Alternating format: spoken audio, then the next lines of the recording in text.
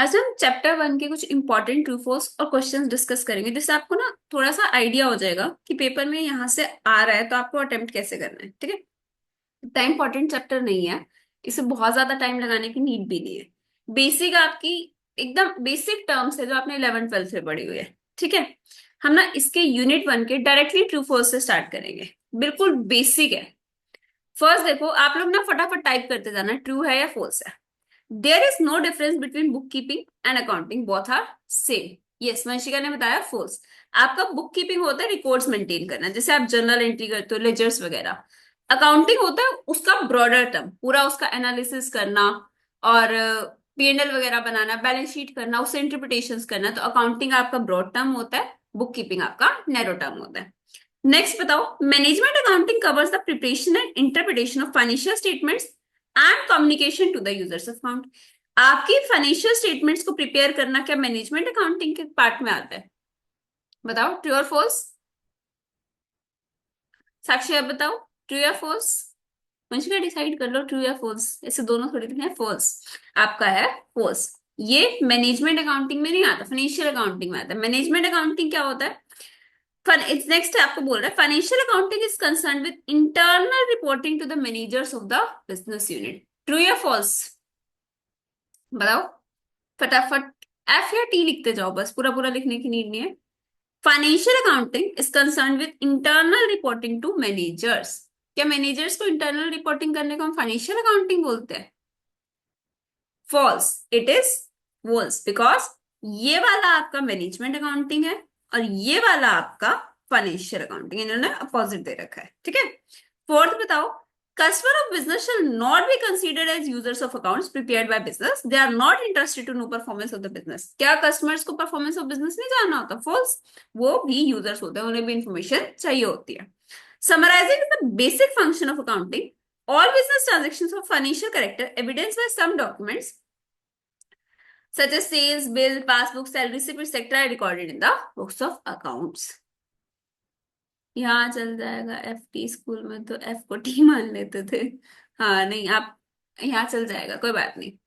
हाँ साक्षी, जनवरी में आया था। स्टडी से ही आते हैं आपके क्वेश्चंस ना, ट्रू फॉल्स बहुत आते हैं स्टडी से, तो ये करने हैं जरूर। ये बताओ, क्या समराइजिंग आपका बेसिक फंक्शन होता है? समराइजिंग में हम ट्रांजेक्शन्स रिकॉर्ड करते हैं, ट्रू या false? No, it is false. हम किस में करते हैं ट्रांजेक्शन्स रिकॉर्ड? आपका रिकॉर्डिंग में। It is not summarising.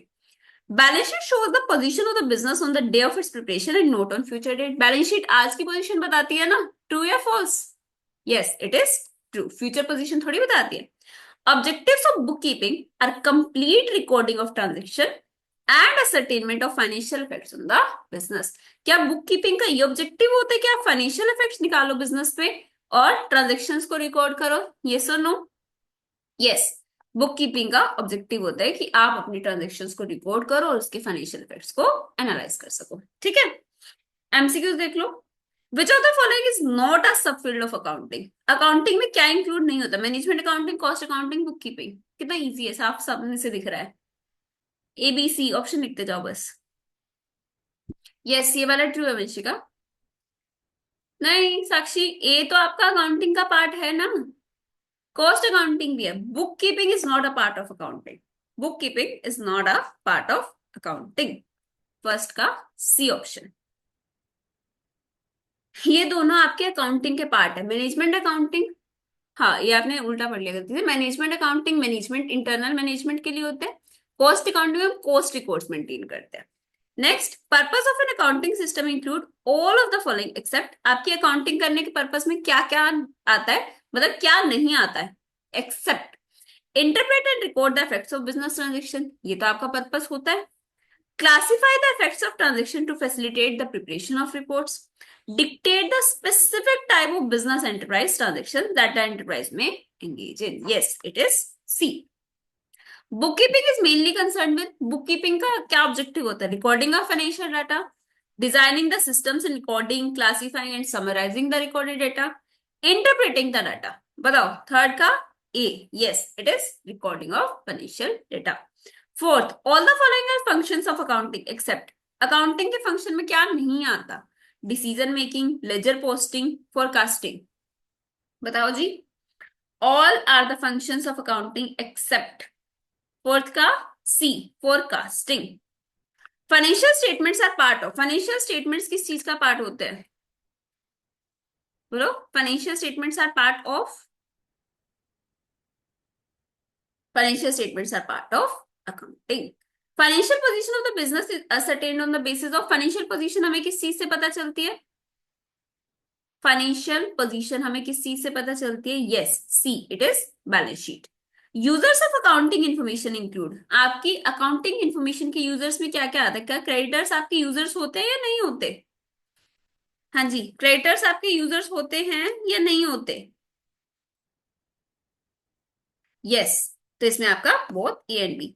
एक बार फोर्थ वाला दोबारा से बताओगे, फोर्थ का क्या आंसर बताया था आपने, all the following are functions of accounting except, no, it is B. Decision making भी अकाउंटिंग का फंक्शन है, फोरकास्टिंग भी अकाउंटिंग का फंक्शन है, लेजर पोस्टिंग आपका बुक कीपिंग में आता है, ये बस आपका रिकॉर्ड्स मेंटेन करना है, ठीक है। याद रखना फोर्थ का आंसर है बी, लेजर पोस्टिंग। ये दोनों डिसीजन मेकिंग और फोरकास्टिंग अकाउंटिंग के फंक्शन है। फोरकास्टिंग हम करते हैं या नहीं करते अकाउंटिंग से, हमें फ्यूचर एनालिसिस होता है या नहीं होता, कहीं ना कहीं हमें पता चलता है कि फ्यूचर में क्या होने वाला है, तो हमारा इसका आंसर आएगा B. Financial statements do not consider, financial statements में क्या नहीं आता, assets expressed in monetary terms, liabilities expressed in monetary terms, assets and liabilities expressed in non monetary terms, C, non monetary terms. On January 1, Sohan paid rent of 5,000. This can be classified as event transaction, transaction as well as event. क्या आएगा इसमें, बताओ जी, B, it is a transaction, क्योंकि ये आपका monetary terms में हम आइडेंटिफाई कर सकते हैं, रिकॉर्ड कर सकते हैं, रेंट की एंट्री कर सकते हैं, रेंट टू बैंक, ये आपका है transaction. On March 31, 2022, after sale of goods worth rupees 2,000, he is left with a closing inventory of 10,000. Closing inventory बची है, इवेंट और ट्रांजेक्शन, सोच के बताओ ध्यान से, it is an important one. Closing stock बचना इवेंट या transaction, yes it is an event. Closing stock हमेशा आपका इवेंट होता है। विच of the following is not a business transaction, इनमें से क्या बिजनेस ट्रांजेक्शन नहीं है, इनमें से क्या बिजनेस ट्रांजेक्शन नहीं है। इवेंट क्या होता है, वंशिका बताओ, इवेंट क्या होता है, बताओ जी वंशिका, इवेंट क्या होता है, फटाफट से।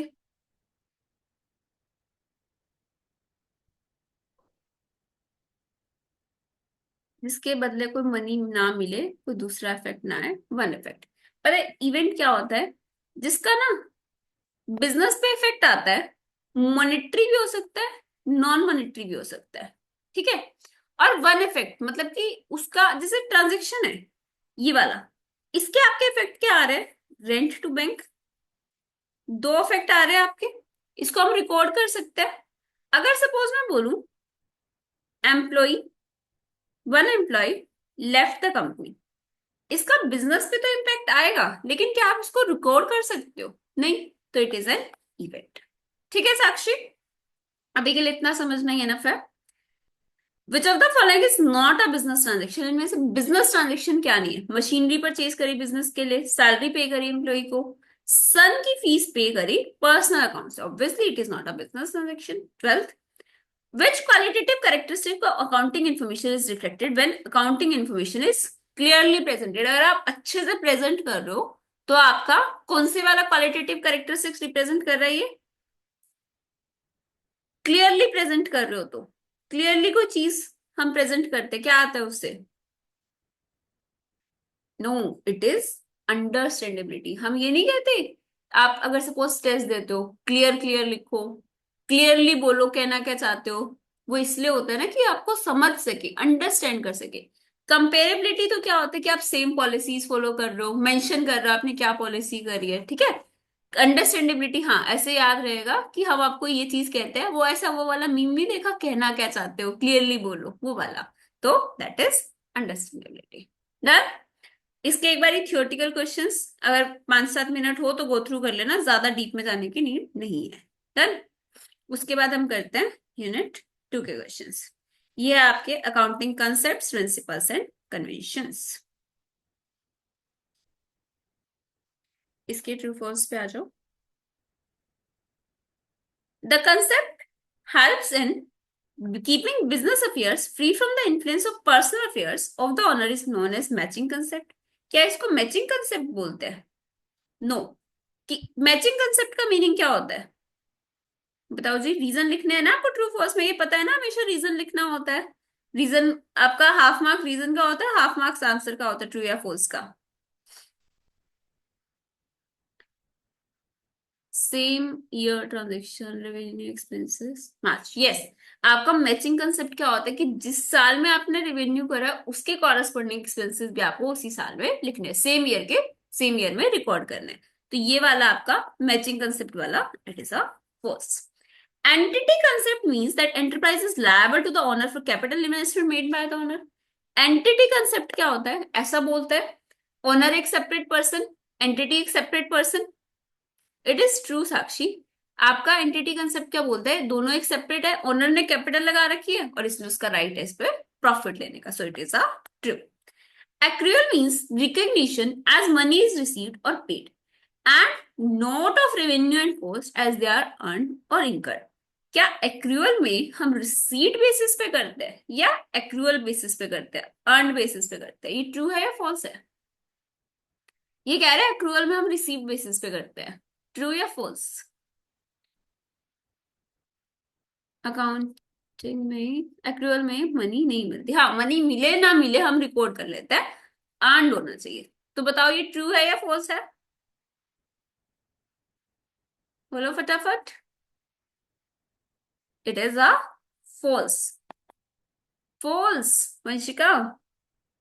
ये बोल रहा है accrual means recognition as money is received और पेड। वो कह रहे हैं जिस दिन रिसीव हो गए, जिस दिन पेमेंट करेंगे उसी दिन रिकॉर्ड करेंगे, इसको एक्रूअल बोलते हैं। तो obviously it is a false, ठीक है। And note of revenue and cost as they are incurred और अर्नड। हम तो उल्टा करते हैं ना, अर्नड होता है या इंकर होता है तब रिकॉर्ड करते हैं एक्रूअल में, ठीक है। तो इट इज अ फॉल्स। ध्यान से पढ़ना है। अभी आपने देखा है दो तीन आपके ऐसे गलत हो रहे हैं जो आपको समझ आ गए, आपको भी पता है उसका आंसर क्या है, जल्दबाजी में गलत लिख रहे हो। तो ट्रू फॉल्स करो हमेशा ध्यान से पढ़ के करना। नेक्स्ट देखो। The conservatism concept states that no change shall be counted unless it has materialised. Conservatism concept क्या होता है? वो नोट वाला पढ़ना है भाई। द कंजर्वेटिज्म कंसेप्ट क्या बोलता है? कंजर्वेटिज्म कंसेप्ट ये कहता है ना आपका कि आपकी जब भी इनकम एक्सपेंसेस है, फ्यूचर एक्सपेंसेस को भी हम आज रिकॉर्ड कर लेते हैं अगर हमें लग रहा है कि होने वाले, लेकिन फ्यूचर इनकम्स को रिकॉर्ड नहीं करते। No change shall be counted unless it has been materialised is your realisation concept. याद रखना, it is your realisation concept, ठीक है। ट्रू नहीं, इट इज फॉल्स। अभी तो बताया it is your realisation concept, not conservatism concept. The concept of consistency implies non-flexibility as not to allow the introduction of improved method of accounting। क्या consistency का principal ये कहता है कि आपका चाहे मेथड ऑफ अकाउंटिंग इंप्रूव हो रहा है तब भी चेंज नहीं करो? No, it is false. वो कह रहे हैं अगर कुछ बेटर हो रहा है, कुछ इंप्रूव हो रहा है या फिर लॉ की रिक्वायरमेंट है तो आप चेंज कर सकते। The materiality depends only upon the amount of the item and not upon the size of the business, nature and level of information, level of person making the decision। It is a false। Amount के basis पे थोड़ी ना कर सकते हैं। हो सकता है आपके लिए 100 रुपए इंपॉर्टेंट हो और मुकेश अंबानी जी के लिए 1 लाख भी इंपॉर्टेंट ना हो, कैन बी पॉसिबल। तो आपका अमाउंट के बेसिस पे नहीं देखते, हम देखते size of business, nature and level of information. Accrual basis of accounting is a method of recording transactions by which revenue and cost and assets and liabilities are reflected in the accounts in the period in which actual receipts and actual payments are made। क्या हम accrual basis में actual receipts और payment के basis पे करते हैं? Obviously false. दोबारा से यू सेम क्वेश्चन जो भी करा था, इट इज अ फॉल्स, ठीक है। एमसीक्यूज बहुत सारे हैं इसमें, कर लेते हैं फटाफट। All the following items are classified as fundamental accounting assumption except। fundamental accounting assumptions क्या क्या होती है आपकी? गोइंग कंसर्न, कंसिस्टेंसी, और लास्ट कौन सा होता है जल्दी से बताओ? गोइंग कंसर्न, कंसिस्टेंसी और तीसरा कौन सा होता है? बोलो जी। अकाउंटिंग एजम्पशन लास्ट होता है आपका एक्रूअल बेसिस।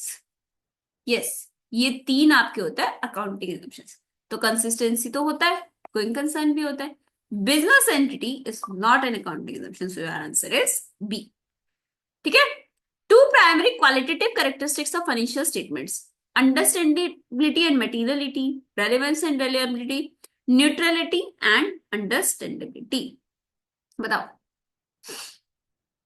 बोलो जी। प्राइमरी क्वालिटेटिव कैरेक्टरिस्टिक्स, इसमें आपका आंसर पता है क्या आएगा? वैसे तो ये सारे ठीक है।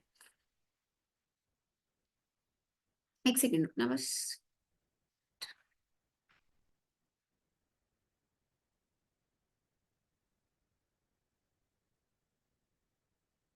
हाँ जी। देखो, इसमें वैसे तो आपके सारे ठीक है, लेकिन ये कह रहे हैं कि प्राइमरी सबसे इंपॉर्टेंट क्या है। तो आपकी कोई भी फाइनेंशियल हो, सबसे पहले वो रिलायबल तो जरूर होनी चाहिए। ठीक है, रिलायबल होनी चाहिए। अगर हो सकता है अंडरस्टैंडेबिलिटी थोड़ी बहुत ऊपर नीचे होगी, टेक्निकल जार्गन है, समझ लेंगे। ठीक है। मेटीरियलिटी हो सकता है कुछ इमेटीरियल ट्रांजेक्शन भी रिकॉर्ड होगी, कोई बात नहीं, एक्स्ट्रा ही है। लेकिन रेलिवेंट एंड रिलायबल जरूर होना चाहिए। रिलायबिलिटी सबसे इंपॉर्टेंट होता है, तो आपका आएगा B. Kanika Enterprises follows the written down value method of depreciation machinery year after year due to, हर साल आप सेम मेथड लगा रहे हो, किस प्रिंसिपल के according? Yes, it is consistency, same principle, consistency. A purchased a car for rupees 5 lakh, making a down payment of 1 lakh and signing 4 lakhs bill payable due in 60 days. As a result of this transaction, क्या होगा इससे? Car आई आपके पास, asset increase हुआ +5 lakh, making a down payment of 1 lakh, asset decrease हुआ 1 lakh, and signing a 4 lakh bills payable, आपकी liability increase हो जाएगी +4 लाख। तो आंसर क्या आएगा इसका? Total assets increase by 4 lakh, इसका net effect 4 lakh and corresponding increase in liability by 4 lakh. Mohan purchased goods for rupees 15 lakh and sold 4/5 of the goods amounting 18 lakh and met expenses amounting to 2,50,000 during the year 2022. He counted net profit as 3,50,000. Which of the accounting concept was followed by him? बताओ जी, क्या answer आएगा इसका? उसने 15 लाख के goods लिए, 4/5 cell कर दिए, 4/5 कितना आ जाएगा इसका? 12 lakhs of the goods amounting 18 lakhs and met expenses amounting to 2,50,000. He counted net profit 3,50,000. Yes, उसने क्या लगाया? Matching concept.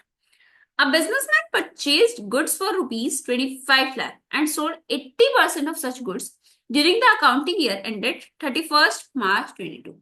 The market value of the remaining goods was 4 lakh. He valued the closing inventory at cost. He violated the concept of, एक चीज बताओ, 25 lakhs के goods थे, 80% उसने बेच दिए, तो उसके पास बच कितने रहे? 20%, मतलब कि 5 लाख रुपीज के। मार्केट वैल्यू उसकी 4 लाख की है, मार्केट वैल्यू कम है, तो उसको किस पे वैल्यू करना चाहिए था? 4 लाख में। हमने पढ़ा है ना, इन्वेंट्री को किस पे वैल्यू करते हैं? Cost NRV which ever is lower पे। तो उसने कौन सा कंसेप्ट वैल्यू वायलेट कर दिया? बताओ जी, कौन सा कंसेप्ट? कंजर्वेटिज्म। यस, उसने वायलेट करा है conservatism concept. Capital brought in by the proprietor is, आपके पास कैपिटल आ रही है, क्या होगा इसमें? एसेट इंक्रीज होगा, कुछ भी कैश एसेट्स बिल्डिंग वगैरह कुछ भी वो लेकर आएगा, increase in asset and increase in liability. ठीक है। During the life time of an entity, accounting provides financial statements in accordance with which basic accounting concept? कौन से अकाउंटिंग कंसेप्ट के अकॉर्डिंग हम फाइनेंशियल्स बनाते हैं? हाँ जी, यस, हम बनाते हैं अकाउंटिंग पीरियड के अकॉर्डिंग। हर अकाउंटिंग पीरियड में हम अपनी फाइनेंशियल्स बनाते हैं। A concept that a business enterprise will not be liquidated in the near future. जल्दी से आपका बिजनेस लिक्विडेट नहीं होने वाला, कौन सा ऑप्शन? बहुत इजी है, yes, it is a going concern. Assets are held in the business for, assets किस लिए होता है आपके बिजनेस में? एसेट्स हेल्ड करने का पर्पस क्या होता है? बताओ। Assets are held for earning revenue. Revenue from sale of products is generally realised in the period in which, आपका रेवेन्यू कब रियलाइज होता है? Revenue is realised in the period in which, बोलो बोलो फटाफट। रेवेन्यू दोबारा याद कर लो, कैश कलेक्टेड के बेसिस पे करते हैं हम, सेल मेड के बेसिस पे नहीं करते। हमने क्या देखा हुआ था कि आपकी सर्टेनिटी होनी चाहिए कलेक्शन की।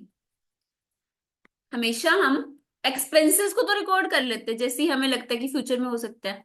हाँ, रेवेन्यू हम फ्यूचर बेसिस पे नहीं करते, लेकिन हमें जहां सर्टेनिटी लगती है वहां पे हम रिकॉर्ड कर लेते हैं। यस, हम करते हैं सेल इज मेड के बेसिस पे। हाँ, प्रोडक्ट मैन्युफैक्चर होते थोड़ी ना आपको लगेगा कि सेल हो ही जाएगा, तब रेवेन्यू रिकॉग्नाइज नहीं करेंगे। कैश कलेक्टेड की वेट भी नहीं करेंगे, सेल आपने कर दी तो आपका रिकॉर्ड हो जाएगा। The concept of conservatism when applied to the balance sheet results in, conservatism को आप बैलेंस शीट पे लगाओगे तो क्या होगा? कंजर्वेटिज्म बैलेंस शीट पे अप्लाई करोगे तो आपके एसेट्स अंडरस्टेट होंगे, ओवरस्टेट होंगे, या कैपिटल ओवरस्टेट होगी? बोलो जी। कंजर्वेटिज्म से ओवर स्टेटमेंट ऑफ एसेट्स नहीं होगा, अंडर स्टेटमेंट ऑफ एसेट्स होगा। कंजर्वेटिज्म का मतलब क्या होता है? हम फ्यूचर में होने वाले रेवेन्यू और एसेट्स को रिकॉर्ड नहीं करते, जब हमें सर्टेनिटी होती है तब रिकॉर्ड करते हैं, है ना। मतलब अगर हमें लग भी रहा है कि हमें ये इनकम हो सकती है या ये एसेट बन सकता है, लेकिन अभी सर्टेनिटी नहीं है, तो हम उसको रिकॉर्ड नहीं करेंगे, तो उससे आपके एसेट कम होंगे ना। जो हमें चांसेस है कि हो सकते हैं, लेकिन अभी हमें सर्टेनिटी नहीं है तो हम उसको रिकॉर्ड नहीं करेंगे, उससे आपके एसेट्स कम होंगे, ज्यादा थोड़ी ना होंगे, तो आपकी क्या आएगा? Under statement of assets. समझ आया साक्षी? हाँ जी, ठीक है। Decrease in amount of trade payables results in, आपका ट्रेड पेबल कम हो रहा है, उससे क्या होगा? ट्रेड पेबल्स डिक्रीज हो रहा है। ट्रेड पेबल कौन होता है? जिसको आपको पेमेंट करनी होती है, लायबिलिटी होती है, लायबिलिटी की आपने पेमेंट कर दी, कम होगी ना लायबिलिटी, तो आपका एसेट क्या हो जाएगा? डिक्रीज हो जाएगा। ठीक है। ट्रेड पेबल्स आपकी लायबिलिटी थी, क्रेडिट बैलेंस था, अब आपने पेमेंट कर दी तो आपने टू कैश या बैंक करा होगा, तो आपका एसेट डिक्रीज हो जाएगा। लायबिलिटी कम हुई तो एसेट कम क्यों? लायबिलिटी तो कम हुई है, ट्रेड पेबल कम कैसे होगा? आपने पेमेंट करी होगी तभी तो हुआ होगा ना। साक्षी, ऐसे थोड़ी ना उसने, उसको सपना आया, उसने सुबह उठ के बोला कोई बात नहीं मैंने ट्रेड पेबल माफ कर दिया, आप पे मत करना। आपने उसको पैसे दिए होंगे तभी तो आपका हुआ होगा ना। हाँ, कैश कम कर दिया वैसा। ठीक है। The determination of expenses for an accounting period is based on the principle of expenses. आप कौन से प्रिंसिपल के बेसिस पर डिटरमाइन करते हो? एक्सपेंसेस कौन से प्रिंसिपल के बेसिस पे होते हैं? Yes, matching principle. जिस साल का रेवेन्यू उसके corresponding expenses. Economic life of an enterprise is split into periodic interval to measure its performance is as per economic life. हाँ जी, C, yes, periodicity. If an individual asset is increase there will be a corresponding, asset increase हो रहा है तो corresponding क्या होगा? बताओ जी। या तो आपका एक एसेट कम हो जाएगा या फिर एक लायबिलिटी इंक्रीज हो जाएगी। नहीं वंशिका, इसका सी नहीं आएगा, बी आएगा। अगर आपका एक एसेट इंक्रीज हो रहा है, आपकी बैलेंस शीट आपको मैच रखनी है ना, आपने एक एसेट इंक्रीज करा, ठीक है। अच्छा, आपने पहले का सीखा था, ठीक है, इसका बी है यस। अगर आपने एक एसेट इंक्रीज करा, उसको नलीफाई करने के लिए या तो ये लायबिलिटी भी इंक्रीज होगी, मैच हो जाएगा, या फिर लायबिलिटी इंक्रीज नहीं हो रही तो इधर से एक एसेट कम हो जाएगा। Purchase of a machinery for cash, machinery purchase करिए आपने कैश में, क्या इफेक्ट आएगा? बताओ जी, मशीनरी परचेज करी कैश में। हाँ, बी आएगा। बोलो। Unchange, total assets remain unchange. Machinery आई इंक्रीज, कैश गया डिक्रीज, एसेट्स में तो कोई इफेक्ट नहीं आया, एक एसेट कम एक ज्यादा। Consider the following data pertaining to alpha limited. Cost of machinery purchase दे रखा है, इंस्टॉलेशन चार्जेस दे रखा है, मार्केट वैल्यू 31 मार्च दे रखी है। While finalizing the annual accounts, the company values the machinery at 12 lakh, which of the following concept is violated by Alpha Limited? Cost कितनी है total? 11 lakhs। आपने इसको कितने पे शो कर दिया? 12 lakhs। तो कौन सा कंसेप्ट आपका वायलेट हो गया? हाँ जी, कॉस्ट कंसेप्ट। हमें किस पे एसेट को शो करना होता है? कॉस्ट पे। डन। इसके प्रैक्टिकल क्वेश्चन एक बार गो थ्रू कर लेना, क्योंकि आपका ना ये जनरली ट्रू फोर्स में आता है, और फर्स्ट क्वेश्चन का एक पार्ट आएगा थ्योरी का। ठीक है, जैसे बिल्कुल हल्के में नहीं लेना इस चैप्टर को। हाँ, नेक्स्ट आपका है state with reasons whether the following statements are true और फॉल्स, कैपिटल और रेवेन्यू एक्सपेंडिचर्स वाला चैप्टर है ये। Overall expenses of second hand machinery purchase are revenue expenditure. Second hand machinery purchase करी, उसमें कुछ ओवरहोलिंग करी। ओवरहोलिंग का मतलब क्या होता है? एक काइंड ऑफ, आप ये मान लो कि उस पूरी मशीन को ना खोल के पूरा चेक करा कि कोई कमी तो नहीं है, कुछ कमी है तो उसको पूरा ठीक करा है। जैसे सपोज आपने सेकेंड हैंड कार परचेज करी, अब आप कार परचेज करोगे तो आप चेक करोगे ना कि उसका इंजन वगैरह जो भी पार्ट्स है, जो भी उसमें चीजें लगी हुई वो ठीक है ना। अगर कुछ खराब है तो उसको ठीक कराओगे आप। तो ओवरहोलिंग तो रिक्वायर्ड था सेकेंड हैंड मशीनरी परचेज करने में। सो इट इज ट्रू और false? It is false because it is a capital expenditure. Meaning पता है आप लोगों को रेवेन्यू और कैपिटल एक्सपेंडिचर का? कैपिटल एक्सपेंडिचर होता है जो भी आपकी बिजनेस में कोई ना कोई एफिशिएंसी, बिजनेस की एफिशिएंसी या लाइफ इंक्रीज करने के काम आता है। रेवेन्यू एक्सपेंडिचर होता है जो डे टू डे एक्टिविटीज के लिए होता है, लाइक सैलरी पे करना, रेंट पे करना, रिपेयर मेंटेनेंस, ये सब चीजें। कैपिटल एक्सपेंडिचर होता है जैसे आपने कुछ सपोज कोई एक्स्ट्रा स्पेस बना दिया, कोई हैवी मशीनरी परचेज कर ली, जिससे आपके बिजनेस में कुछ ना कुछ एक्स्ट्रा रेवेन्यू आएगा या कॉस्ट डिक्रीज हो जाएगी। ठीक है। Money spend to reduce working expenses is revenue expenditure. Working expenses आपकी, एक्सपेंसेस कम हो रहे हैं, कॉस्ट कम हो रही है, मतलब रेवेन्यू इंक्रीज हो रही है। So it is not a revenue expenditure, it is a capital expenditure. Sakshi ये फॉल्स है, रीड करो। It may be reasonably presume that money spend for reducing revenue expenditure. अगर आपका एक्सपेंडिचर कम होएगा तो आपकी प्रॉफिट इंक्रीज हो जाएगा। प्रॉफिट इंक्रीज हो रहा है मतलब एक काइंड ऑफ एफिशिएंसी इंक्रीज हो रही है। Would have generated long term benefits to the entity, so this is a capital expenditure. Sakshi समझ आया? हाँ जी। लॉन्ग टर्म बेनिफिट होगा ना। अगर एक चीज बताओ, जैसे सपोज मैं पहले कोई काम करती थी, सपोज प्रिंटिंग में ना, पहले मेरी कॉस्ट आती थी ₹1 पर पेज। ठीक है। अब मैंने ना कोई न्यू तरह की उसमें टेक्नोलॉजी इंस्टॉल कर दिया, फिर कुछ भी ऐसा कर दिया जिससे मेरी कॉस्ट क्या आ रही है, ₹0.80 पर पेज। एक्सपेंसेस कम हो रहे, एक्सपेंस कम हो रहा है तो मेरी इनकम इंक्रीज होगी ऑब्वियसली। तो उससे मेरे को लॉन्ग टर्म बेनिफिट होगा या नहीं होगा? So it is a capital expenditure. ठीक है। Third, legal fees to acquire properties, capital expenditure. Property acquire कर रहे हो, एक्विजिशन से रिलेटेड, डायरेक्टली रिलेटेड कॉस्ट होती है। So it is a capital expenditure, it is true. Money spent as lawyers' fees to defend a suit claiming that the firm's factory site belonged to the plaintiff's land is a capital expenditure. Lawyer की fees पे करिए एक suit के लिए, कोई case चल रहा था उसके लिए। अगर सपोज आपके पास एक बिल्डिंग थी, ऐसे बिल्डिंग एक लैंड था, किसी ने केस कर दिया कि भाई ये लैंड तो उसका है, उसके लिए आपने कोई लॉयर हायर कर लिया, लॉयर हायर करा, आप केस जीत भी गए, तो आपका लैंड के कुछ एक्स्ट्रा बेनिफिट देने लग जाएगा? नहीं, जो पहले दे रहा था वही अब देगा, तो कुछ एक्स्ट्रा बेनिफिट नहीं आ रहे। So it is a revenue expenditure, it is false. Amount spent for replacement of worn out part of machine is capital expenditure. आपका कोई पार्ट खराब हो गया था मशीन का, उसको चेंज कराया आपने, ठीक कराया है, तो कैपिटल एक्सपेंडिचर थोड़ी ना, it is a revenue expenditure. Expenses incurred on the, हाँ, repairs and revenue. Expenses incurred on the repairs and white washing for the first time on purchase of an old building are revenue expenditure. First time building purchase कर रहे हो, उसका कुछ repairs maintenance करा रहे हो, it is a capital expenditure, क्योंकि वो रिक्वायर्ड थे उसे नेसेसरी कंडीशन में लेके आने के लिए। Expenses in connection with obtaining a licence for running the cinema is capital expenditure. एक सिनेमा को रन करने के लिए आपको लाइसेंस चाहिए था या नहीं चाहिए था? या आप कहीं भी टेंट लगा के मूवी दिखाना चालू कर दोगे लोगों को? ऐसा तो नहीं होता, लाइसेंस चाहिए होता है ना। तो अगर आपने लाइसेंस लेने के लिए कुछ पैसा लगाया है, so it is a capital expenditure, true. Last one, amount spent for the construction of temporary huts. Important है ये, 2-3 क्वेश्चन में रिपीट हो रहा है आपका। Amount spent for construction of temporary huts which were necessary for construction of the cinema house and were demolished when the cinema house was ready is capital expenditure. Cinema house construct कर रहे थे, उसको बनाने के लिए ना temporarily huts बना दी। ठीक है। और जब वो सिनेमा हॉल बन गया तो उसको डिमोलिश कर दिया, हट्स को हटा दिया। तो कैपिटल एक्सपेंडिचर है या नहीं है? इंपॉर्टेंट है, सोच के बताओ। बोलो।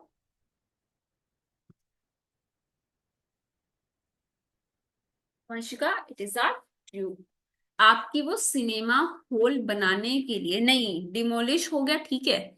जो आपका सिनेमा हॉल बना है ना, उसमें उसकी कॉस्ट को कैपिटलाइज कर देंगे, क्योंकि वो सिनेमा बनाने के लिए वो हट्स बनाना जरूरी था।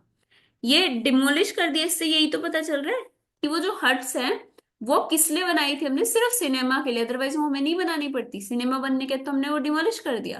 तो ये क्या है, कैपिटल एक्सपेंडिचर, ठीक है। This is your true. Yes, इसी पर्पस के लिए बनाई, वो डिमोलिशन से हमें यही तो पता चल रहा है कि इसी पर्पस के लिए बनी है। डन। सेकंड क्वेश्चन देख लो। Expenses incurred in connection with obtaining a license for starting the factory for rupees 10,000। एक फैक्ट्री बनाने के लिए, फैक्ट्री स्टार्ट करने के लिए आपने लाइसेंस लिया, कैपिटल या revenue? Yes, it is a capital expenditure. 1,000 paid for removal of inventory to a new site. एक जगह से उठा के दूसरी जगह पे इन्वेंट्री रख दी, उसके लिए आपके 1,000 रुपए लग गए, रेवेन्यू या कैपिटल? रेवेन्यू। एक जगह से दूसरी जगह रखने में इन्वेंट्री की वैल्यू थोड़ी ना बढ़ जाएगी, सो it is a revenue expenditure.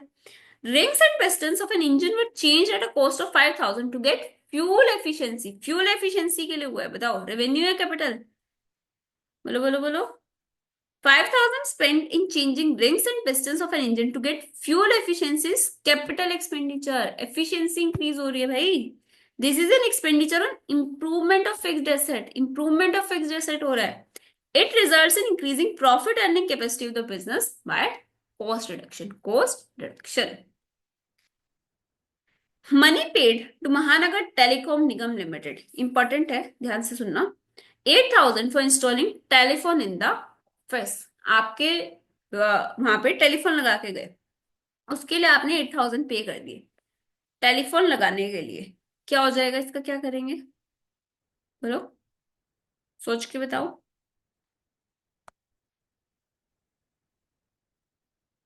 देखो, money deposited with MTNL for installation of a telephone in office is not an expenditure। This is treated as an asset and the same is adjusted over a period of time against actual telephone bills। या तो आपका actual telephone bills में adjust होता है या last में आपको refund हो जाता है, ऐसे सिक्योरिटी वो रखते हैं। जैसे वाईफाई होता है, वाईफाई का जो आपका वो बॉक्स होता है ना, 2,000 3,000 रुपीज का होता है। जिस दिन आप वाईफाई का कनेक्शन हटाते हो वो बॉक्स ले जाते हैं और आपको उसके पैसे रिफंड कर देते हैं। सिमिलरली आप कोई फोन का कनेक्शन लेते हो तो कुछ एडवांस मनी रखवाता है, वो या तो एडजस्ट हो जाते हैं या लेटर ऑन आपके रिफंड हो जाते हो। सो it is an asset for you, it is not an expenditure. A factory shade was constructed. ये अगेन वही टेम्परेरी हर्ट्स वाला, तो आपका टेम्परेरी हर्ट्स वाला क्या बताया था, कैपिटल या revenue? Yes, it is a capital expenditure। Capitalize with the cost of the building।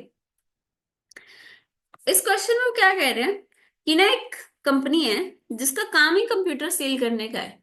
उन्होंने क्या करा, 20 कंप्यूटर्स परचेज करे, 20,000 ईच के सेल करने के लिए। बताओ रेवेन्यू है या कैपिटल एक्सपेंडिचर? सेल करने के लिए कंप्यूटर्स परचेज करे, रेवेन्यू एक्सपेंडिचर और capital expenditure? Yes, revenue expenditure. ये तो डे टू डे से रिलेटेड है, नहीं वंशिका, कैपिटल नहीं। अगर आप कोई सामान खरीदते हो बेचने के लिए तो आपके लिए एसेट थोड़ी ना है, मतलब कि फिक्स्ड एसेट थोड़ी ना है, कैपिटल एसेट थोड़ी ना है। Best solution is in the business of buying and selling of computers. Any computer purchase for resale. याद करो, हम क्या पढ़ते थे, जो आपका एसेट होता है, फिक्स्ड एसेट होता है, it is held for use. Inventory is held for resale, तो आपका ये कैपिटल एसेट नहीं है। Resale to its customer will qualify as revenue expenditure. If invest करने के लिए, हाँ, अगर आपके बिजनेस में रखने के लिए, इसका नेक्स्ट एग्जांपल वही है, बिजनेस के लिए, hence a purchase of 4 lakh will be part of revenue expenditure. आगे वो क्या बोला, it also purchased a computer costing 24,000 for its accountant to able to maintain its accounting records। अपने बिजनेस के लिए लिया, अकाउंटिंग रिकॉर्ड्स मेंटेन करने के लिए। In this case it is a capital expenditure. This amount will be part of sheet, ठीक है। एक लास्ट क्वेश्चन देख लो इस चैप्टर का। State with reasons whether the below items relating to the business of AB Limited are capital और revenue receipt. Capital receipt है ये या रेवेन्यू रिसीट है? ऊपर हम एक्सपेंसेस देख रहे थे, अब आप देख लो रेवेन्यू रिसीट है capital receipt. A machine with a book value of 10 lakh is sold for 12 lakh. Machine sell करिए, रेवेन्यू है capital? Machinery sold, yes it is, sorry नहीं वंशिका, मशीनरी सोल्ड रेवेन्यू कैसे हो गया, एसेट बेचा है, fixed asset. Capital, capital receipt होगी ना, एसेट बेच रहे हो आप, इन्वेंट्री थोड़ी ना बेच रहे हो। It is a capital receipt. आपका जो भी नॉर्मल बिजनेस से रिलेटेड पहले सोल्ड किया था तो रेवेन्यू ना, वो पता है क्या था, ये देखो क्या लिखा था, best tech solution buys and sells computers a part of its business. उसका मेन बिजनेस ही कंप्यूटर बेचने का था, इनका कोई मेन बिजनेस कंप्यूटर बेचने का नहीं है, उनके लिए तो वो मेन बिजनेस था, ठीक है। तो इसके केस में ये क्या हो जाएगा, मशीन जो आपने सेल करी है it is a capital receipt. Premium amounting to ₹1 lakh receive on issue of shares, shares issue करने पे प्रीमियम रिसीव हुआ, ऑब्वियसली कैपिटल रिसीव, आपका कोई बिजनेस से रिलेटेड थोड़ी ना है, it is a capital receive. An amount of 20,000 receive from goods sold in cash, goods बेचने पे पैसा आया, गुड्स बेचने पे पैसा आया, रेवेन्यू है capital, yes it is a revenue receipt. Last, an amount of 5 lakh received on maturity of fixed deposit from bank. Also, an interest of 40,000 was received in addition of maturity amount of fixed deposits. 5 lakh का तो आपने deposit करा रखा था, principal amount मिला और 40,000 उस पर इंटरेस्ट मिला, ठीक है। क्या बोलो, जो एक्सपेंसेस कभी कभी करने से होते हैं वो कैपिटल, एंड जो डेली करने से होते हैं वो रेवेन्यू। हाँ, जो डेली बिजनेस से रिलेटेड होते हैं ना, जैसे आपका नॉर्मल रेंट वेंट पे कर दिया आपने, इलेक्ट्रिसिटी एक्सपेंसेस, वो आपके रेवेन्यू, ठीक है। एफडी लॉन्ग टर्म होती है क्या, हाँ, फिक्स डिपॉजिट्स आपके जनरली हम लॉन्ग टर्म मान के चलते हैं। 5 लाख रुपीज आपको मिला उसकी मेच्योरिटी पे, तो आपका मेच्योरिटी ऑफ फिक्स डिपॉजिट पे जो मिला that is a capital receipt, वो बिजनेस से रिलेटेड नहीं है। And interest income is an example of revenue receipt, ठीक है। तेजस आप क्या कर रहे हो, 5 मिनट में आते हो फिर 5 मिनट चले जाते हो, हाँ।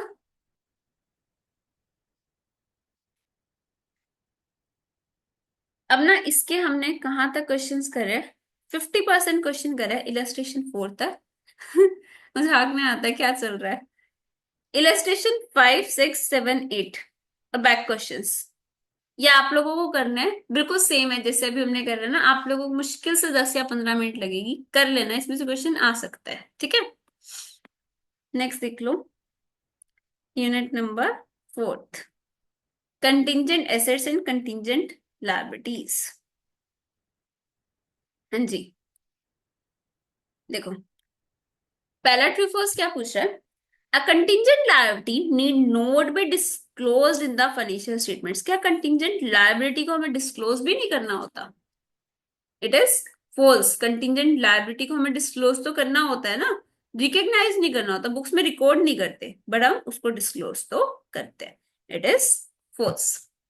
अ provision fails to meet the recognition criteria, provision क्या आपका रिकॉग्निशन क्राइटेरिया मीट नहीं करता, ये हम ना नोट्स टू अकाउंट्स में डिस्क्लोज करते हैं। जैसे आप अपनी बैलेंस शीट बनाते हो, नोट्स बनाते हो, उसके बाद ऐसे नोट डाल के और यहाँ पे आप डिस्क्लोज कर देते हो, ठीक है। यस, नेक्स्ट बोल रहा है provision fails to meet the recognition criteria. देखो आप ना एक चीज समझो, प्रोविजन और कंटिंजेंट लायबिलिटी में फर्क ही यही होता है कि प्रोविजन को हम बुक्स में रिकॉर्ड करते हैं, अपने P&L से चार्ज करते हैं और अपनी बैलेंस शीट में शो करते हैं। हाउएवर जो कंटिंजेंट लायबिलिटी होती है उसको हम अपनी फाइनेंशियल स्टेटमेंट्स में नहीं दिखाते, हम उसको सिंपली नोट्स में सिर्फ डिस्क्लोज करते हैं, ठीक है। तो provision fails to meet the recognition criteria, it is false. Provision तो रिकॉग्निशन क्राइटेरिया मीट करता है। A claim that an enterprise is pursuing through legal process where the outcome is uncertain is a contingent liability. एक चीज बताओ, अगर आपका claim है enterprise is pursuing through legal person, enterprise ने क्लेम कर रखा है, एंटरप्राइज ने क्लेम कर रखा है, तो उसके लिए वो लाइबिलिटी हुई है एसेट हुआ। मैंने किसी पे कोई क्लेम कर रखा है, मेरे लिए लाइबिलिटी हुई है एसेट, ऑब्वियसली नहीं साक्षी, लाइबिलिटी कैसे हुई। अगर मैं कह रही हूँ मेरे को आपसे पैसे लेने हैं तो मेरे लिए लाइबिलिटी थोड़ी ना हुई, एसेट हुआ। हाँ, मिलेंगे नहीं मिलेंगे वो बात की बात है, अगर मैं क्लेम कर रही हूँ तो वो मेरे लिए होगा एसेट।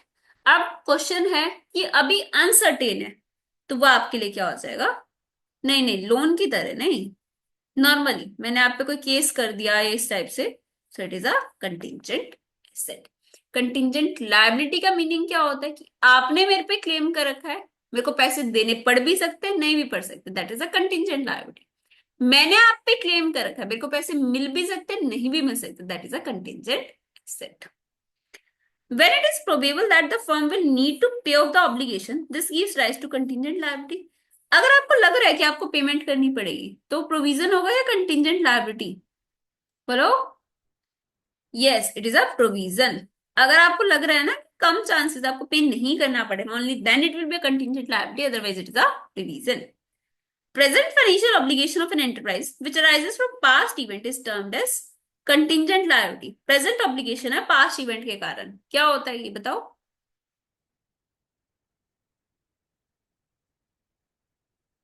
हम्म।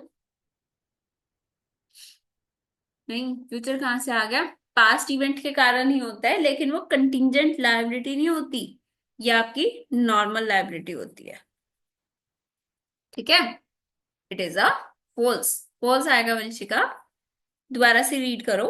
प्रेजेंट फाइनेंशियल ऑब्लिगेशन, आप क्या बोल रहे हो? कंटिंजेंट तो डिपेंड करता है ना, हो भी सकता है या नहीं भी। यस, वो तो डिपेंड करता है, यहाँ कुछ डिपेंडेंसी बात नहीं है। ये तो कह रहा है present financial obligation of an enterprise which arises from past event, arise हो चुका प्रेजेंट ऑब्लिगेशन है, is termed as contingent liability. No, it is termed as a liability, actual liability arise हो चुकी। यस, पास्ट कैसे? Past पता है कैसे? जैसे सपोज मैंने आपको कोई चीज सेल करी, ठीक है, आपने एसी परचेज करा, एग्जांपल आपने एसी परचेज कर लिया। एसी वालों ने बोला है कि ना अगर आपका AC with in a year खराब हो गया तो मैं आपको इसको रिप्लेस करके दूंगा, या फिर जो भी वारंटी वगैरह एक्सपेंसेस पे करूंगा। अब एक चीज बताओ, इवेंट तो पास्ट में हुआ ना, इवेंट पास्ट में मतलब सेल तो पहले हो चुकी ना। अगर सपोज उस पर्सन ने सेल करी 1 जनवरी 2023 को, 31 मार्च 2023 को वो जो सेलर है वो देख रहा है कि क्या मैं इसके लिए प्रोविजन बनाऊं, क्या मेरे ऊपर वारंटी क्लेम आ सकता है, क्या मेरी पॉकेट से कुछ एक्सपेंसेस लगेंगे, तो वो ये पिछले वाली सेल देखेगा या फ्यूचर सेल्स पे भी अभी से प्रोविजन बना देगा? बताओ साक्षी। हाँ जी, ऑब्वियसली पास्ट वाली देखेगा। फ्यूचर के बेसिस पे थोड़ी ना आप भी प्रोविजन बना सकते हैं कि फ्यूचर में मेरी 50 लाख की सेल्स हो जाएगी, फिर उस पर 10% क्लेम आएगा, उसका प्रोविजन आज बना दूं, ऐसे थोड़ी ना होता है। जो सेल आप कर चुके उस पे आप देखते हो कि कितने का क्लेम आ सकता है, उतने का आप बनाते हो प्रोविजन। तो आपका प्रोविजन या कंटिंजेंट लायबिलिटी हमेशा पास्ट इवेंट से रिलेटेड देखते हैं, फ्यूचर से रिलेटेड कभी भी नहीं देखते। समझ आई ये चीज? यस और नो? डन। ठीक है, एमसीक्यूज देख लो इसके। एक मिनट क्लीन करते हैं। हाँ जी। Contingent asset usually arises from unplanned or unexpected events that give rise to possibility of inflow of economic benefits, the possibility of outflow of economic benefits, either A और B। Contingent asset में inflow होता है या outflow होता है या फिर कुछ भी हो सकता है? बोलो।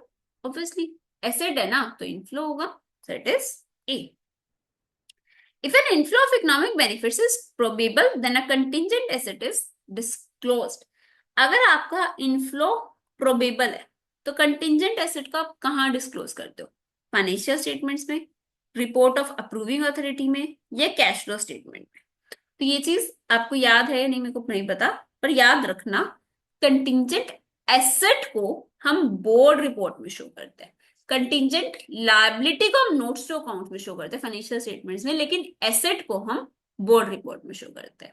याद रहेगा, कंटिंजेंट लायबिलिटी को हम नोट्स टू अकाउंट्स में, नोट्स टू फाइनेंशियल स्टेटमेंट्स में शो करते हैं, और कंटिंजेंट एसेट को हम बोर्ड रिपोर्ट में शो करते हैं। डन? ये सारी चीजें पता है आप AS29 में पढ़ोगे इंटरमीडिएट में आके, बहुत डिटेल में उसमें सारा पढ़ते हो कि आपका contingent liability notes to accounts में जाता है, कंटिंजेंट एसेट बोर्ड रिपोर्ट में।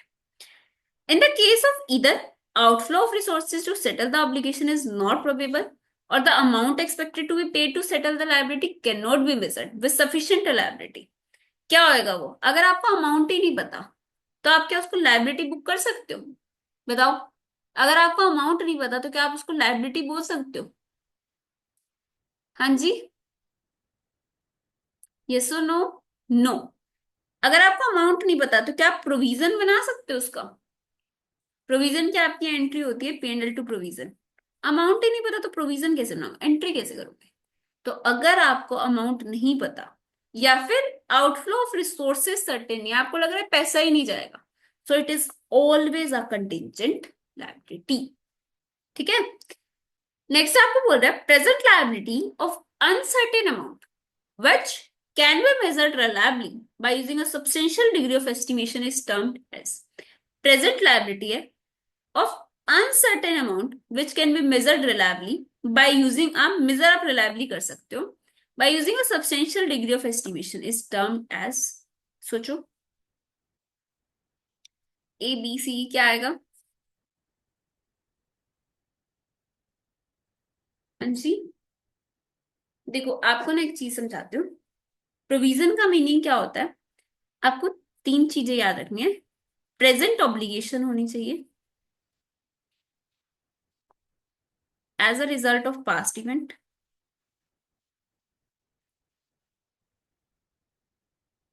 रिलायबल एस्टिमेट होना चाहिए उसका, और आउटफ्लो ऑफ रिसोर्सेज होना चाहिए। ठीक है। अगर आपकी ये तीनों कंडीशंस फुलफिल होती है ना, तो ये हम प्रोविजन बना सकते हैं।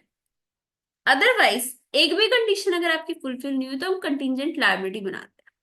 Present obligation as a result of past event होता है कि आपको आज higher chances, more than 50% chance है कि आपको वो पेमेंट करनी पड़ेगी पास्ट इवेंट के कारण, जैसे अभी देखा था पास्ट सेल के कारण। रिलायबल एस्टिमेट, चाहे आपको सर्टेन 100% अमाउंट नहीं पता, लेकिन एक रिलायबल एस्टिमेट आप ले सकते हो। आउटफ्लो ऑफ रिसोर्सेज, कुछ ना कुछ पैसे जाने चाहिए, आपको कुछ ना कुछ रिसोर्स जाना चाहिए। ऐसा नहीं है कि आपको बस नॉन मॉनेटरी ट्रांजेक्शन है, मॉनेटरी ट्रांजेक्शन होनी चाहिए, आउटफ्लो ऑफ रिसोर्सेज होना चाहिए। तो इन्होंने क्या बोला, प्रेजेंट लायबिलिटी, प्रेजेंट ऑब्लिगेशन है, ये condition fulfil of uncertain amount which can be measured reliably, reliable estimate by using a substantial degree of estimation is termed as। अब बताओ क्या आएगा, प्रोविजन लायबिलिटी या कंटिंजेंट लायबिलिटी? बोलो फटाफट, प्रोविजन लायबिलिटी या contingent liability? It will be a provision, क्योंकि आपका प्रेजेंट ऑब्लिगेशन है, रिलायबल एस्टिमेट है, तो इट इज अ प्रोविजन।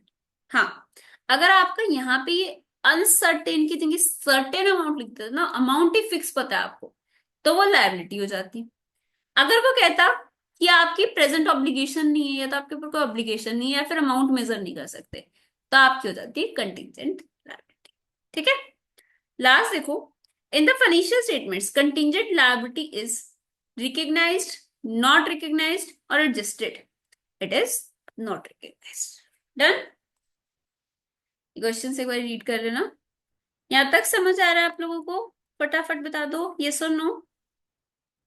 हाँ जी, कुछ कुछ जा रहा है दिमाग में क्या? आपके वंशिका आ रहा है ना? ठीक है। पता है ये ऐसे हैं कि इन चैप्टर्स को ना लास्ट में हम पूरा पूरा पढ़ने तो नहीं बैठ सकते, क्योंकि इतने इंपॉर्टेंट तो है नहीं, लेकिन कुछ कुछ पढ़ते हैं तो लग रहा तो एग्जाम में आ जाएगा इसमें से, नहीं तो कहीं ना कहीं चीज तो रिलेट करके कुछ तो लिख ही दोगे। नेक्स्ट है accounting policy. There is a single list of accounting policy which are applicable to all enterprises in all circumstances. क्या सेम पॉलिसी हर कंपनी पे लग सकती है, हर एंटरप्राइज पे लग सकती है? क्या सिंगल लिस्ट हो सकती है? ट्रू या false? No, it is a false. जरूरी नहीं ना हर पॉलिसी सब पे same, it is a false. Selection of accounting policy does not impact financial performance and financial position of the business। क्या आपकी फाइनेंशियल पोजीशन या परफॉर्मेंस इंपैक्ट नहीं होती? फोर्स ऑब्वियसली इंपैक्ट होती है। जैसे हमने देखा था इन्वेंट्री वैल्यूएशन में, हमने पढ़ा था फीफो, वेटेड एवरेज एक्सेट्रा, हर में कॉस्ट अलग आती थी। एसेट, अगर जो क्लोजिंग स्टॉक है उसकी कॉस्ट अलग आ रही है, तो आपका एसेट अलग अलग शो होगा, ऑब्वियसली आपकी फाइनेंशियल पोजीशन पे इंपैक्ट आएगा, तो it is a false. A change in accounting policy shall be made as and when business like to show result as per their choice। क्या हम अपनी मर्जी से चेंज कर लेते हैं पॉलिसी? नहीं, इट इज अ फॉल्स। हम पता है कब कब चेंज कर सकते हैं, या तो आपको स्टेच्यूट लो ने बोला है, या फिर किसी अकाउंटिंग स्टैंडर्ड ने बोला है, या फिर मैनेजमेंट को लग रहा है कि बेटर प्रेजेंटेशन होगी, बेटर प्रेजेंटेशन, ऐसा नहीं अपनी मर्जी से कभी भी उठा गए, इसको आपको प्रॉपर रीजन के साथ बताना पड़ेगा क्यों लग रहा है बेटर पोजीशन। सिच्यूट मतलब लो, लो की रिक्वायरमेंट है, अकाउंटिंग स्टैंडर्ड ने बोला, या मैनेजमेंट को लग रहा है better presentation, so it is a first. Choosing FIFO or weighted average method for inventory valuation is selection of accounting policy. Yes, it is selection of accounting policy.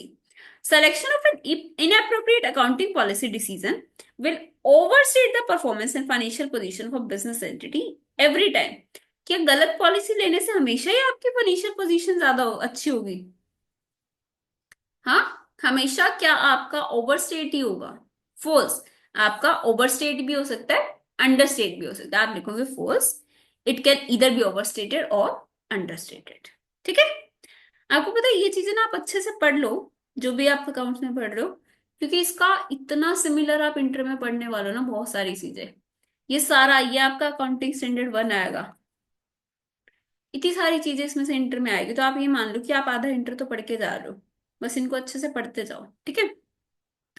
Next MCQ, a change in accounting policy is justified, कब justify होता है? To comply with AS and लो, अभी बताया आपको ये है, yes justified है। To ensure more appropriate presentation of financial statements of the enterprise, अभी बताया था मैनेजमेंट को लग रहा है बेटर प्रेजेंटेशन के लिए, तो ये भी ट्रू है, तो इसका आंसर क्या हो जाएगा? Both A and B. Accounting policy for inventories of Zeta Enterprise states that inventories are valued at lower of cost determined on weighted average basis or NRV. Which accounting principle is followed in adopting the above policy? क्या आपने follow करा इसमें? बताओ। अगर आप inventory को cost और NRV which ever is lower पे वैल्यू कर रहे हो, तो आपकी कौन सी पॉलिसी लग रही है? हाँ जी, अगर आपने इन्वेंट्री को cost and RV whichever is lower पे वैल्यू करा है, तो आपका प्रूडेंस लग रहा है ना। प्रूडेंस कंजर्वेटिज्म अप्रोच, प्रूडेंस का दूसरा नाम होता है आपका कंजर्वेटिज्म। हम कहते हैं कि हम इन्वेंट्री को, एसेट को किस पे वैल्यू कर रहे हैं? Lower of cost of NRP. The area where different accounting policies can be adopted are, हम डिफरेंट अकाउंटिंग पॉलिसीज कब अडॉप्ट कर सकते हैं? बताओ। डिफरेंट अकाउंटिंग पॉलिसीज कब अडेप्ट कर सकते हैं? डेप्रिसिएशन लगाने में, वैल्यूएशन ऑफ इन्वेंट्री में, बोथ द ऑप्शन। तो नहीं वंशिका, इसको समझो, जो डेप्रिसिएशन है ना, it is an accounting estimate. अब इसका इतना लॉजिक मैं नहीं समझाऊंगी क्योंकि टाइम कम है। बस ये याद रखना कि आपका जो डेप्रिसिएशन प्रोवाइड करना होता है, डेप्रिसिएशन से रिलेटेड कुछ भी, आपकी यूजफुल लाइफ है, रेजिडुअल वैल्यू है, मेथड ऑफ डेप्रिसिएशन है, they all are accounting, sorry accounting estimate. ये आपका valuation of inventory, this is an accounting policy. ठीक है, तो आपका आंसर आएगा B.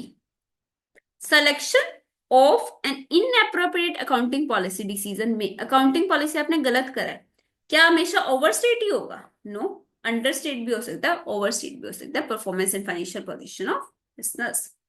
Accounting policy refers to specific accounting principles and methods of applying those principles, तो इसका आएगा सी। आप ये डेफिनेशन पढ़ते हो अकाउंटिंग पॉलिसी का, accounting policy refers to the principles and methods of applying those principles in preparation and presentation of financial statements. यहां तक समझ आया? यस और नो? बताओ जी, समझ आ गए? तेजस, वंशिका, समझ आ रहा है ना?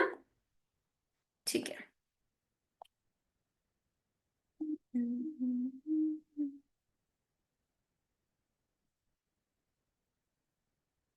अच्छा, नेक्स्ट देखो, आपका मेजरमेंट बेसिस पे है। ये कह रहे हैं there are four generally accepted measurement basis.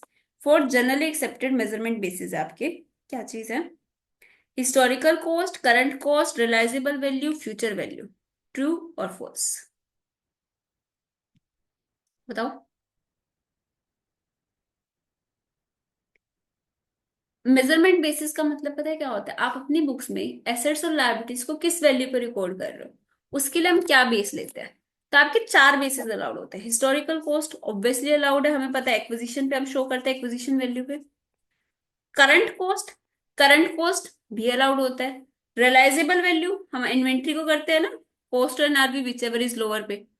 Future value पे क्या हम कभी रिकॉर्ड कर सकते हैं? नहीं, हम करते हैं प्रेजेंट वैल्यू पे। So answer of this is false. Meaning समझो इसका। हिस्टोरिकल कॉस्ट का मतलब होता है कि जितने में एसेट परचेज करा तो उतने पे शो कर रहे हैं, हम करते हैं पीपीई को ऐसे शो। करंट कॉस्ट का मतलब होता है कि आज अगर हम वो एसेट लेने पे जाए, रिवैल्यूएशन मॉडल याद है आपको? आज उसकी एसेट की मार्केट वैल्यू कितनी है, that is your current cost. Realisable value होता है अगर हम उस एसेट को आज बेचने जाए। दोनों में फर्क क्या है? करंट कॉस्ट मतलब इसी एसेट को आज परचेज करने जाए तो इसकी वैल्यू कितनी होगी, रिवैल्यूएशन मॉडल जो हम लगाते थे पीपी में। रियलाइजेबल वैल्यू होती है इसको आज बेचने जाए तो वैल्यू कितनी होगी, इन्वेंट्री में लगाते थे cost and RV whichever is lower. Future value हम नहीं लगाते, प्रेजेंट वैल्यू हम लगा सकते, फ्यूचर के कैश फ्लोज को आज डिस्काउंट करके उस पर रिकॉर्ड करना है, ठीक है। Historical cost means price paid at time of acquisition, true और फॉल्स? बताओ। Historical cost means price paid at time of acquisition, true और फॉल्स? बोलो। कैसे false? Vanshika, it is true.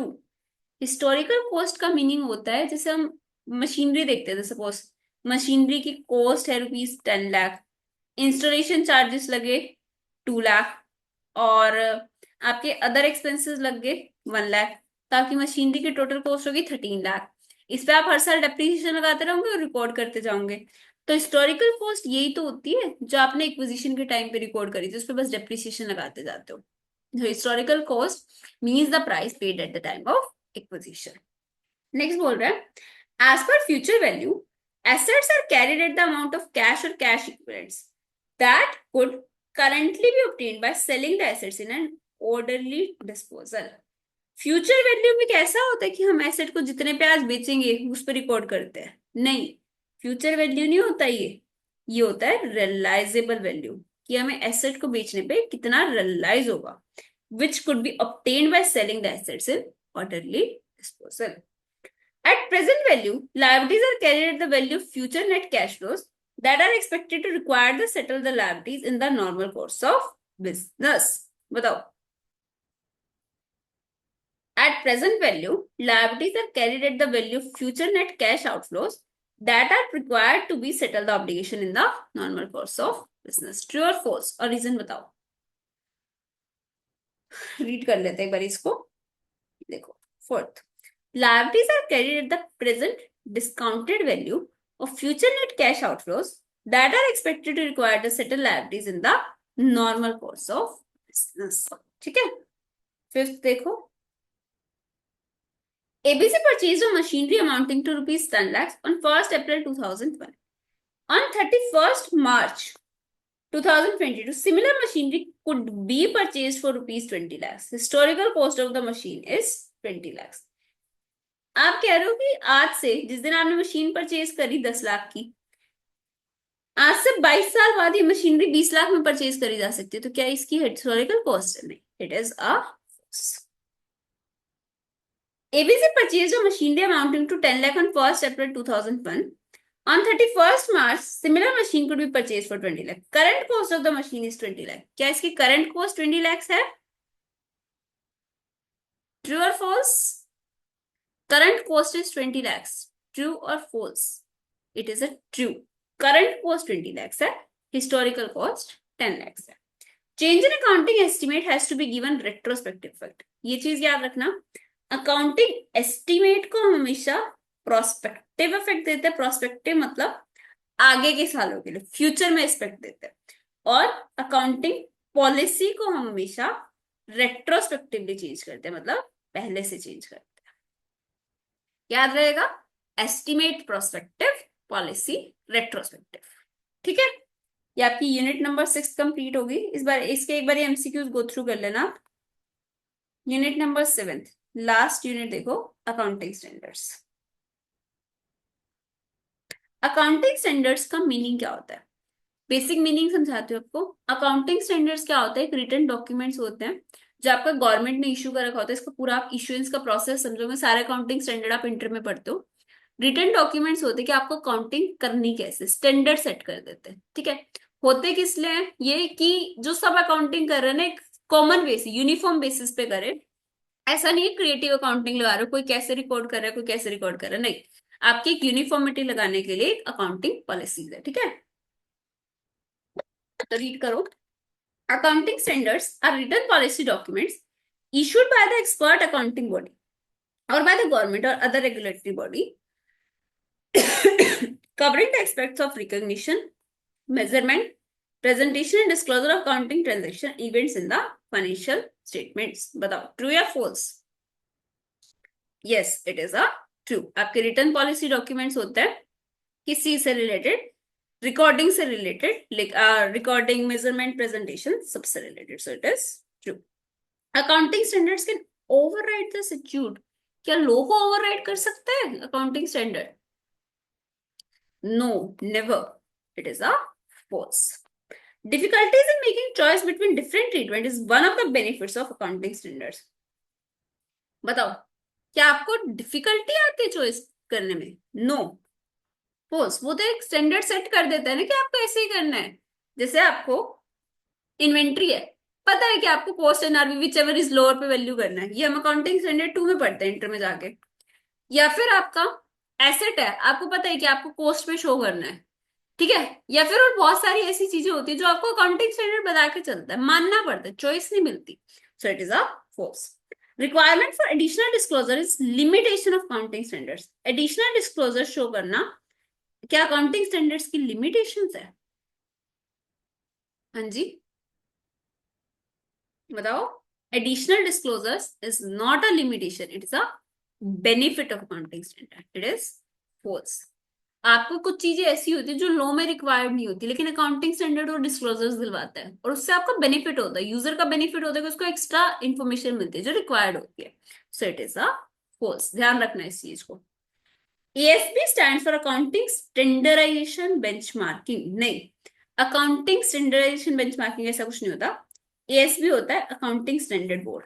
आपकी आईसीआई की एक कमिटी है, अकाउंटिंग स्टैंडर्ड बोर्ड, जो आपके अकाउंटिंग स्टैंडर्ड सेट करते हैं। इसका पूरा प्रोसेस आप पढ़ते हो इंटर में, बस इसको ये याद रखना, it is an accounting standard board. There are no limitations to accounting standards. क्या ऐसी कोई चीज होती है जिसकी कोई लिमिटेशंस ही ना हो? हाँ, कैसी कोई चीज होती है? No, it is false. सब चीजों की लिमिटेशंस होती है। जैसे इसकी लिमिटेशंस होती है कि स्कोप रिस्ट्रिक्ट कर देता है, या कुछ चीजों में होता है कि वो चीज अप्लाई नहीं हो पा रही है आपके एंटरप्राइज पे, लेकिन आपके चॉइस नहीं, आपको अप्लाई करनी पड़ेगी, ठीक है। तो it too has limitations. MCQs भी रीड कर लो, आपके लिए न्यू टॉपिक है क्योंकि ये accounting standards for non corporate entities in India are issued by. Non corporate होती है जो कंपनी नहीं होती। ऐसा क्वेश्चन आ जाए खुद आंसर आ जाएगा, हाँ। ऐसे वाला, बिल्कुल। Accounting standards for non corporate entities in India are issued by central government, state government, Institute of Chartered Accountants of India. आपके अकाउंटिंग स्टैंडर्ड्स इशू करता है आईसीएआई, ठीक है। अकाउंटिंग स्टैंडर्ड्स क्या करते हैं? Harmonise accounting policies, eliminate the non comparability of financial statements. Yes, harmonise भी करता है, एलिमिनेट भी करता है नॉन कंपेरेबिलिटी को। It is essential to standardise the accounting principles and policies in order to ensure transparency, consistency. Again वो तो कितनी इजी से एमसीक्यूज थे, तो आपके ऑलमोस्ट हमने रीड कर लिया इसमें। कुछ चीजें अगर कहीं पे कोई हमने क्वेश्चंस छोड़े हैं या फिर कुछ भी एमसीक्यूज एक दो में छोड़े हैं ना, इससे पिछले वाले यूनिट के छोड़े थे, वो पढ़ लेना, रीजन भी कि उसमें टाइम ज्यादा लग जाता। तो एक बार आप लोग फटाफट गो थ्रू कर लेना, ये वंशिका बहुत इजी इजी है। इस चैप्टर में से जनरली आपका एक या तो 4 मार्क्स का थ्योरी का क्वेश्चन आता है फर्स्ट क्वेश्चन में, और ट्रू फॉल्स में आ सकता है, ठीक है। एक या दो ट्रू फॉल्स भी आ गए तो 2 to 4 मार्क्स का हो जाता है। तो रीड कर लेना, गो थ्रू कर लेना, इजी है, बहुत ज्यादा इजी है। कुछ ऐसा नहीं है कि नया है, अगर आप दिमाग लगा के ध्यान से सोचोगे ना तो आपका आंसर निकल जाएगा, हो जाएगा। हाँ जी तेजस, समझ आया? बस टाइम मिलना चाहिए, टाइम मिल जाएगा, ठीक है। चलो, अब पढ़ लो इसको, प्रैक्टिस कर लेना, ठीक है।